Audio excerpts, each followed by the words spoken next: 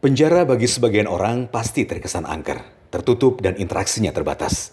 Tetapi jangan salah, di Lembaga Pemasyarakatan Lapas Kelas 2 Banjarmasin justru istimewa. Karena penghuni sel tahanannya punya interaksi lebih untuk mengenyam pendidikan. Mereka diwajibkan mengikuti Majelis Qur'ani, sebuah program baca tulis Al-Quran bagi para tahanan. Menggunakan ruang ibadah, majelis pengajian ini diikuti puluhan tahanan yang diajarkan secara virtual.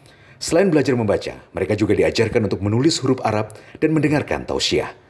Program pendidikan kepribadian ini diadakan dengan bekerja sama Yayasan Baca Al-Quran.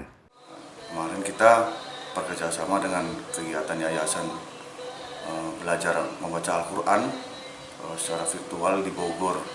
Sebelumnya memang secara rutin itu dengan kita mendatangkan salah satu ustadz ataupun tokoh agama untuk mengajari mereka-mereka. Insya Allah kita akan melakukan rutin.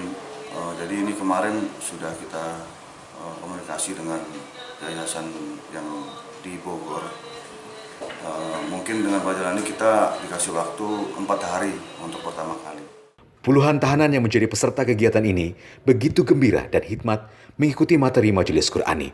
Para tahanan mengakui lebih memahami tata cara membaca dan menulis Al-Quran. Ya alhamdulillah dengan ada acaranya pengajian kayak gini, kita semua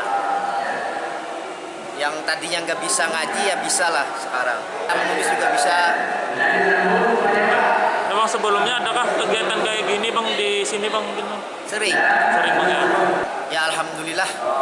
Yang tadinya nggak bisa kan jadi bisa kita. Intinya bisa mendekatkan diri lagi Ya. ya. Selama 4 hari digelar, ternyata warga binaan sangat menikmati program ini. Rencananya Majelis Qur'ani akan dijadikan kegiatan rutin bagi para tahanan untuk mengisi waktu selama masa pandemi.